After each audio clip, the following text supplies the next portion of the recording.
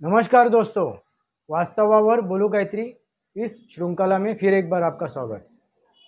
दोस्तों, 2-4 दिन पहले मैं एक सोसाइटी में गया था कंसल्टिंग के लिए। तभी वहाँ पे एक मेंबर ने एक बात कही मुझे, सर आप हिंदी में वीडियो बनाएंगे तो हमें भी समझ में आ जाएगा, आप एक हिंदी में वीडियो बनाइए ये रीडेवलपिंग के ऊपर। मैंने इसके पहले मराठी में वीडियो बनाई है रीडेवलपिंग के ऊपर। तो उन्होंने मांग की आप एक हिंदी में वीडियो बनाइए, इसलिए आज मैं हिंदी में वीडियो बना रहा हूँ दोस्तों। मगर उसके पहले कुछ मैं बातें आपके सामने रखना चाहता हूँ। इसके पहले जो मैं मराठी में मैंने बातें रखी थी एक सोसाइटी के बारे में, 22 मेंबर की सोसाइटी है। उस सोसाइटी को उदाहरण करके एग्जाम्पल करके मैंने बातें रखी थी।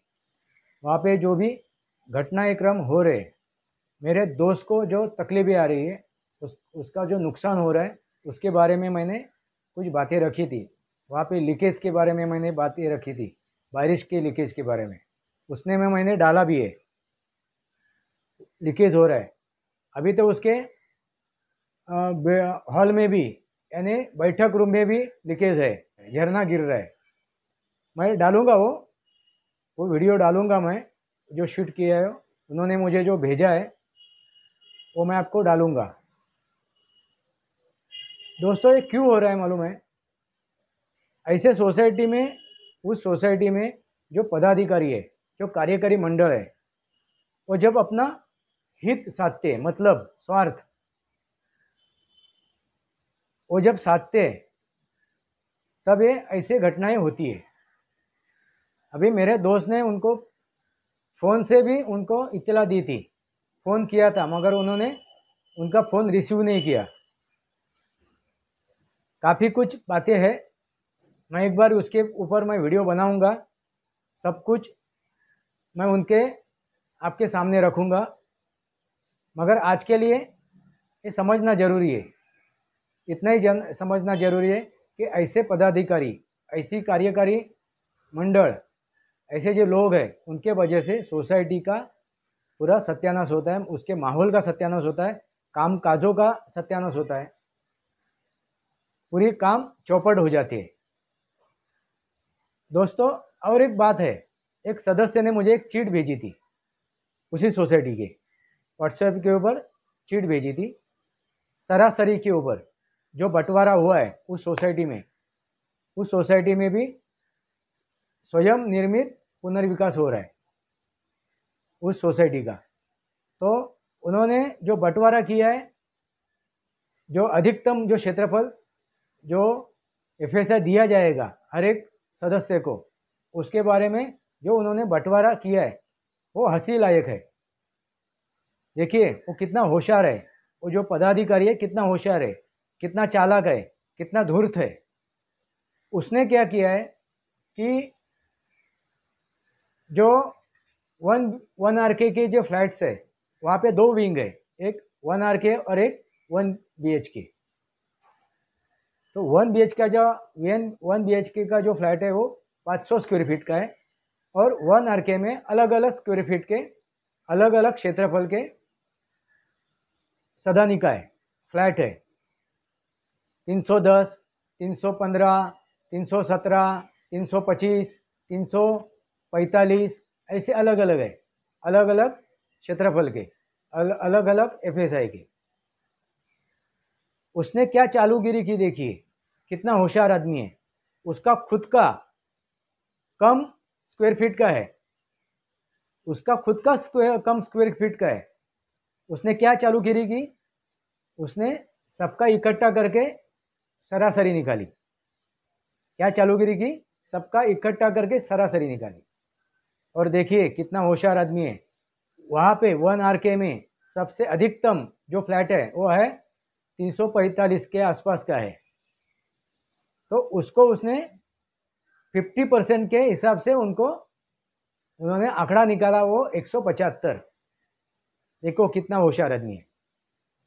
345, 340 के आसपास जो भी फ्लैट है उसका उसने 50% के हिसाब से 175 परसेंटेज के हिसाब से 175 का आंकड़ा निकाला, और 500 स्क्वायर फीट वाले को भी उतना ही, और 310 वाले को भी उतना ही 175। यानी कितनी घटियापंती है। कानूनन ये चीज गलत है। देखो, कानून को भी उसने चुना लगा दिया, ना कानूनन है, ना नियमों से, ना हक से, ना कायदे से है, ना नियम से है, ना हक से है। कायदों को भी उसने वायदा कर दिया। दोस्तों, बंटवारा जब होता है, अतिरिक्त जो एफएसआई, अतिरिक्त जो क्षेत्रफल दिया जाता है, जो क्षेत्र दिया जाता है, जो बढ़ा के मिलता है, वो परसेंटेज के ऊपर ही होता है, मगर वो इंडिविजुअल होता है। इंडिविजुअल यानी जिसका जितना क्षेत्रफल है, जितना जिसका शेयर है क्षेत्रफल का, जिसका एफएसआई का जितना भी उसका शेयर है, यानी जिसका 500 है, और किसी का 340 है, किसी को 325 है, किसी का 317 है, किसी का 310 है, तो हर एक के क्षेत्रफल के अनुसार उसको एक ही परसेंटेज तय होता है। समझो 40% हो तो 40%, सबको 40%, 30% हो तो सबको 30%, 50% हो तो सबको 50%। तो अभी यहाँ पे 50% का जो हम लोग हिसाब पकड़ते हैं, तो 300 का जो भी है, जिसको 300 स्क्वायर फीट का है, उसको कितना मिलेगा? 150, यानी 300 प्लस 150। और जिसका 350 का है, उसको कितना मिलेगा? 300 175, यानी 350 प्लस 175। और जिसका 500 का है, उसको कितना मिलेगा? 500 प्लस 250, यानी 750। मगर इसने कितनी चालूगिरी की?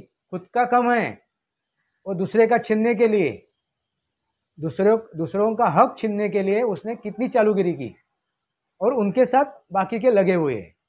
देखिए, जो गुनहगार है ना, वो तो गुनहगार ही है, मगर उनको जो साथ देने वाले हैं ना, वो उससे भी बढ़ के गुनहगार है, उससे भी बड़े चोर है। जो चोर को साथ देने वाले हैं, वो उससे भी बड़े चोर है। गुनहगार को साथ देने वाले उससे भी बढ़कर चोर है, इससे भी बढ़कर घटिया है। देखिए, ये सब होता है, ऐसा होता है, ये ऐसे लोग होते हैं, ऐसे पदाधिकारी होते हैं, ऐसी कार्यकारी सदस्य होते हैं जो खुद का मतलब।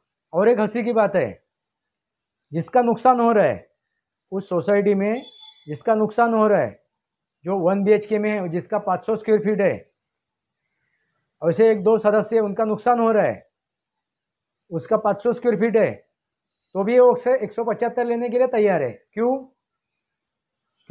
और दूसरे रास्ते से उसको फायदा मिल रहा है, और दूसरे रास्ते से वो फायदा बटोर रहे।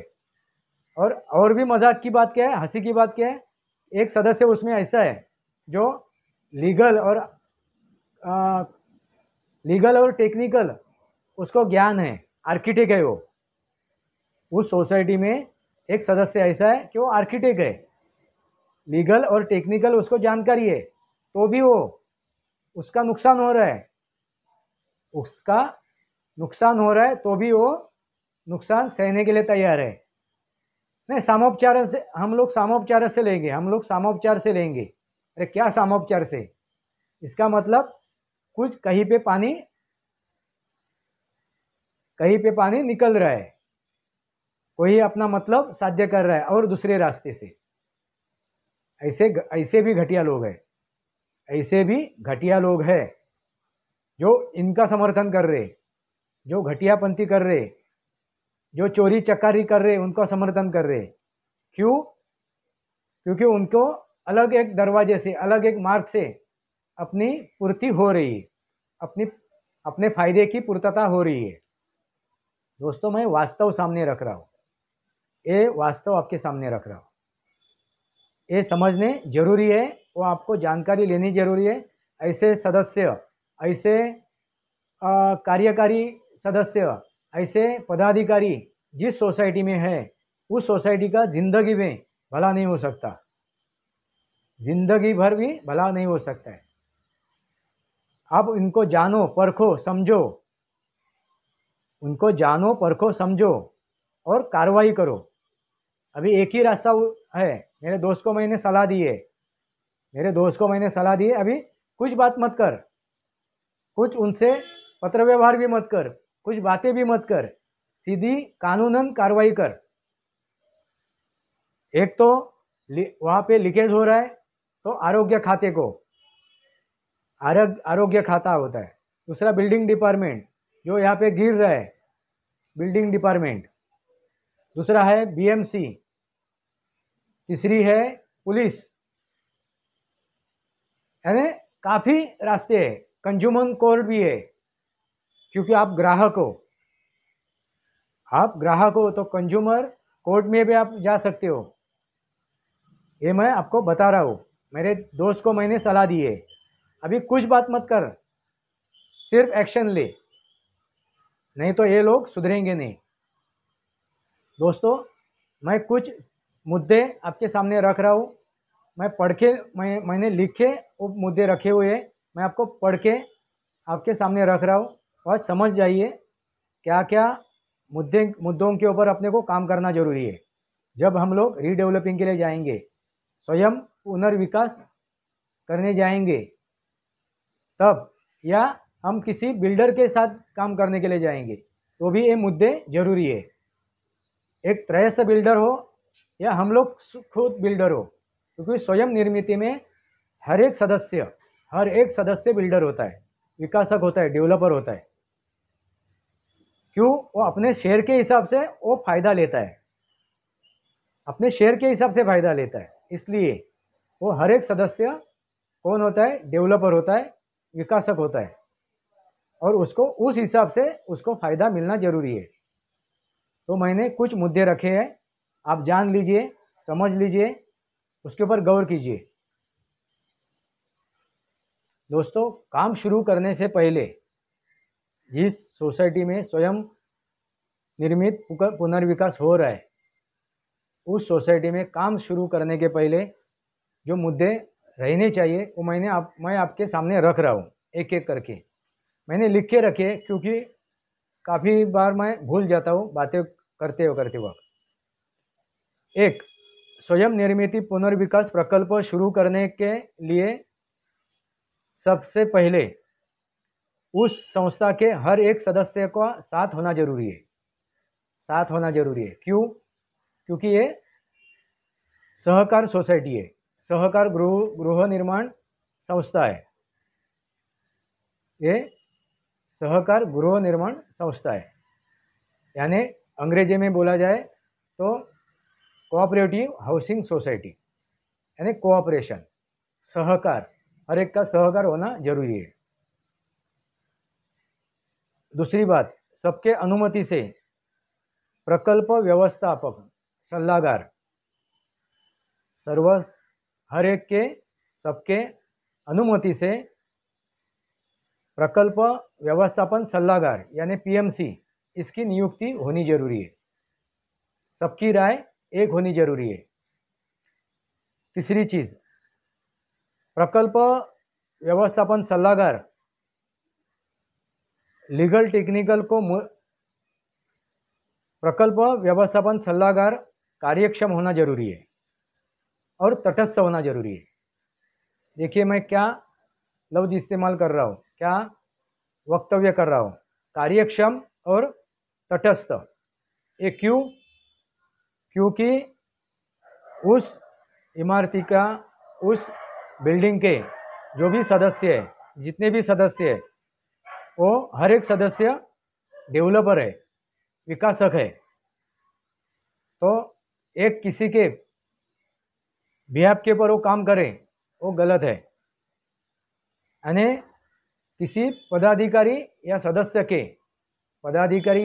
के मुताबिक वो काम करने वाला नहीं होना चाहिए। क्योंकि उस सोसाइटी में जब ये स्वयं निर्मित पुनर्विकास हो रहा है तो हर एक वहाँ का जो सदस्य है वो डेवलपर होता है, वो विकासक होता है। चौथी चीज़, प्रकल्प व्यवस्थापन सलाहकार लीगल टेक्निकल के मुद्दे मद्देनज़र रखते सभी सदस्यों को जानकारी मुहैया करे, यानी उसका भी दायित्व क्या है उस पीएमसी का कि लीगल टेक्निकल के हिसाब से वो जानकारी मुहैया करे, जानकारी देवे किसको, हर एक सदस्य को, हर एक सदस्य को।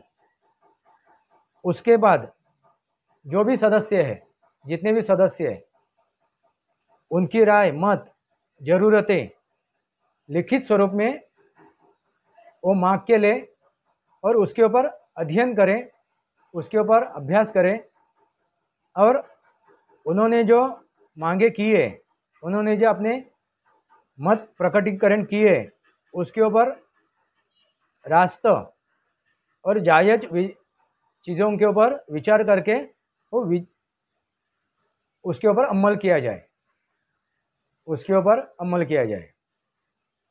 ये काम किसका है? तो पीएमसी का, प्रकल्प व्यवस्थापन सलाहकार का।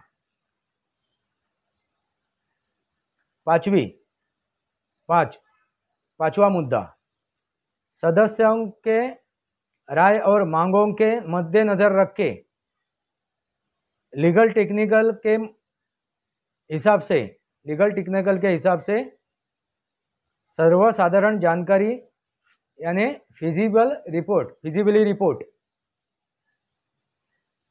वो तैयार करे। वो कौन तैयार करेगा? वो पीएमसी। फिजिबिलिटी रिपोर्ट तैयार होनी जरूरी है।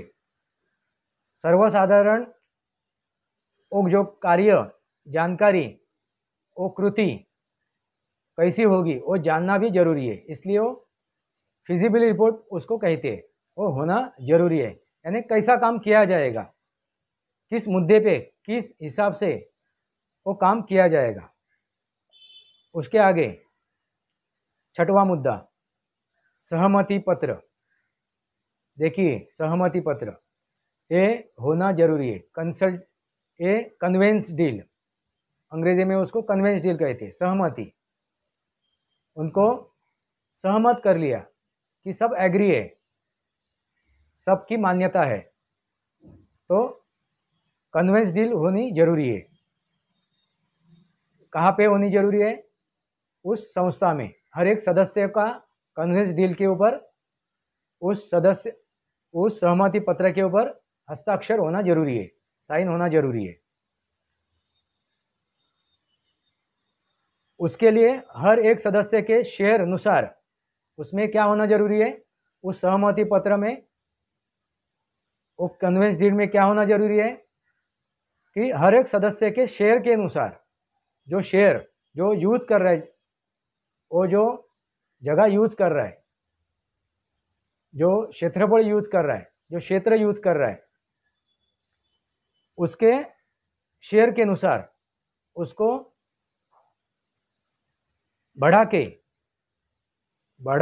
जो क्षेत्रफल दिया जाता है वो परसेंटेज के हिसाब से दिया जाए, वो परसेंटेज के हिसाब से दिया जाए। और वो परसेंटेज के हिसाब से क्या दिया गया वो वहाँ पे होना जरूरी है, उसकी नोंद होनी जरूरी है। और वो बेचने के बाद जो भी सदनिका बनेंगे बेचने के लिए, वो बेचने के बाद जो प्रॉफिट ऑफ मार्जिन निकलेगा, जो भी प्रॉफिट ऑफ मार्जिन निकलेगा उसका हिस्सा कितना होगा, हर एक सदस्य का उसके शेयर के अनुसार उसका हिस्सा कितना होगा, उसकी भी नोंद होनी जरूरी है, उसकी भी नोंद होनी जरूरी है। क्योंकि ये क्या है, ये जो कन्वेंस डीड है, ये सहमति पत्र है, इसका मतलब क्या है? वो एग्रीमेंट हो रहा है, एग्री हो रहा है, एग्रीमेंट डीड हो रही है, एग्री हो रहा है। और वहाँ पे अभी देखिए, मैं वो 22 मेंबर की सोसाइटी के बारे में बात कर रहा हूँ। तो 22 मेंबर के 22 कौन है? एक दूसरे के पार्टनर है, एक दूसरे के पार्टनर है। तो जिसका जितना शेयर है उसमें, जिसका जितना शेयर है उतना उसको फ़ायदा मिलना चाहिए, जगह के बारे में और प्रॉफिट ऑफ मार्जिन के बारे में भी, दोनों तरफ भी वो उसमें लिखित स्वरूप में आना जरूरी है। और दूसरी बात क्या है कि जब बिल्डिंग खड़ी हो जाएगी, तब उस बिल्डिंग में इंटीरियर अंतर्गत जो भी चीज़ें दी जाएगी, यानी किचन प्लेटफॉर्म हो, बाथरूम कैसा हो, उसमें नल कौन से बैठे, ये जो भी चीज़ें दी जाएगी, और बाह्य यानी घर के बाहर का स्वरूप, उसका डिटेल, वो क्या क्या उनको मिलेगा, उनको कितने फायदे मिलने वाले, कितनी सुविधा मिलने वाली है, ये सब कुछ उसमें आना जरूरी है। उस कन्वेंस डीड में, उस सहमति पत्र में ये आना जरूरी है। तभी वो जान सकेंगे कि हर एक सदस्य को, यानी मुझे क्या मिल रहा है। मेरा 500 स्क्वायर फीट का क्षेत्र का मेरा फ्लैट है, मेरी सदनिका है, तो उसके हिसाब से 50% के हिसाब से मुझे 250 स्क्वायर फीट मिलना चाहिए। परसेंटेज के हिसाब से पकड़ते और 50% परसेंटेज लगा दिए तो कितना मिलना चाहिए, 500 स्क्वायर फीट के ऊपर 250 स्क्वायर फीट, यानी मुझे 750 स्क्वायर फीट मिलना चाहिए। और मेरा जो 500 स्क्वायर फीट है उसके मुताबिक जो भी प्रॉफिट ऑफ मार्जिन मिलने वाला है वो भी उसके हिसाब से गुना, यानी 500 गुना जो भी है, 500 गुना जो भी तय होगा परसेंटेज के हिसाब से, वो उतना प्रॉफिट ऑफ मार्जिन मिलना चाहिए। ये सब बातें उसमें लिखित स्वरूप में होनी जरूरी है। पार्किंग में क्या होगा, पार्किंग में कितने गाड़ी लगेगी, क्या होगा, किस हर एक चीज़ें, उसको पार्किंग में कितना भाव ये मिलेगा, सहयोग मिलेगा, ये सब कुछ उसमें लिखित स्वरूप में आना जरूरी है। और अभी सबसे बड़ी बात है फाइनेंस, अर्थ सहाय्य। दोस्तों यहीं पे आके गाड़ी रुक जाती है। काफ़ी लोग काम शुरू कर लेते हैं और काफ़ी लोगों का काम अभी रुका हुआ है। ऐसे मेरे सामने अभी 3 बिल्डिंगें हैं। एक इधर मेरे घाटकोपर में है, असल्फा में, वहाँ पे 4-5 साल से वो काम रुका हुआ है। काम शुरू भी किया, वहाँ से शिफ्टिंग भी हुई और काम रुका हुआ है। ऐसे और 2 भांडुप में एक है, एक विक्रोली में एक है, वहाँ पे काम शुरू भी हुआ था, काम चालू भी किया था उन्होंने, अभी वो काम रुके है। वजह क्या है, फाइनेंस। वजह क्या है, फाइनेंस। दोस्तों फाइनेंस के वजह से काफ़ी सारे काम रुके हुए हैं। जो भी बड़े बड़े बिल्डर है, डेवलपर है, विकासक है, उनके भी काम रुके हुए हैं फाइनेंस की वजह से। मेरा खुद का काम रुका था। मैंने जो एक 2014 में काम हाथ में लिया था, स्लम डेवलपिंग झोपड़पट्टी पुनर्विकास बोरवली में, वो भी काम रुका था, अभी शुरू किया है फाइनेंस की वजह से। हमें जितना लगता है उतनी बात सहज नहीं है, इतनी बात सहज नहीं है फाइनेंस। और यहाँ पे गौर करने की बात है, आप वो प्रकल्प कभी शुरू कर सकते हैं, उसका स्टार्ट कभी कर सकते हैं, इसकी शुरुआत कभी कर सकते हैं, जब अपने पास जो प्रोजेक्ट का टोटल जो है उसका 25%, 25% अपने पास होना जरूरी है, मौजूद होना जरूरी है। 25% अपने पास फंड मौजूद होना जरूरी है, कम से कम, एक कम से कम भी बात कर रहा हूँ मैं, इतनी होनी जरूरी है शुरू करने के लिए। और आगे का हमें मालूम होना चाहिए कि बाकी 75% जो बचा हुआ है फंड कैसा हमें प्राप्त होगा, उसकी भी मालूमात होनी चाहिए। मगर पहली दफ़े अपने पास 25% फंड मौजूद होना जरूरी है, उस संस्था के अकाउंट में होना जरूरी है, तभी वो काम शुरू करे, अन्यथा ना करे। उसके बाद अगला मुद्दा, अभी समझो फंड आ गया, सब हो गया, सब चीज़ें हो गई, नियम के अनुसार, कायदे के अनुसार सब चीज़ें घटित हो रही है, तो फाइनेंस भी आ गया, पैसे की भी तरतूद हो गई अपने पास। तो आगे अपना जो नक्शा होगा, प्लान होगा, इमारत का प्लान कैसा होगा, वो फिर वो आर्किटेक्ट हमारे सामने रखे, हमारे यानी उस संस्था के जो भी सदस्य उनके सामने रखे। ये सब होने के बाद नक्शे का टाइम आता है, वक्त आता है, उसके पहले नहीं आता है। इसके पहले नहीं आता है। फाइनेंस कहाँ से आवे, कैसा काम की जाए, किस स्वरूप में हो, कितना क्षेत्रफल किसको मिल रहा है, कितना प्रॉफिट ऑफ मार्जिन हम लोग दे रहे हैं, ये सब कुछ होने के बाद प्लान का, नक्शे का काम शुरू करना जायज़ है, वरना वो नाजायज़ है। दोस्तों, फिर वो नक्शा सामने रखे और सबके अनुमति से, सबके स्वीकृति से वो पास करके हमें महापालिका से मान्यता प्राप्त करके हमें लीगल टेक्निकल के दृष्टया वो प्रकल्प हम लोग पूरा कर सकते, वो कार्यान्वित कर सकते। आखिरी मुद्दा, हमें कार्यक्षम ठेकेदार को नियुक्त करना जरूरी है। कार्यक्षम ठेकेदार को नियुक्त करना, कॉन्ट्रैक्टर को नियुक्त करना जरूरी है। और वो जब हम लोग नियुक्त करें, काम शुरू हो, तो काम सुनिश्चित करने के लिए, उसका दर्जा सुनिश्चित करने के लिए हमें उस संस्था का कार्यक्षम, अनुभवी और प्रामाणिक सदस्य को निगरानी के स्तर पे वहाँ पे नियुक्त करना चाहिए। क्या करना चाहिए? संस्था के कार्यक्षम सदस्य को,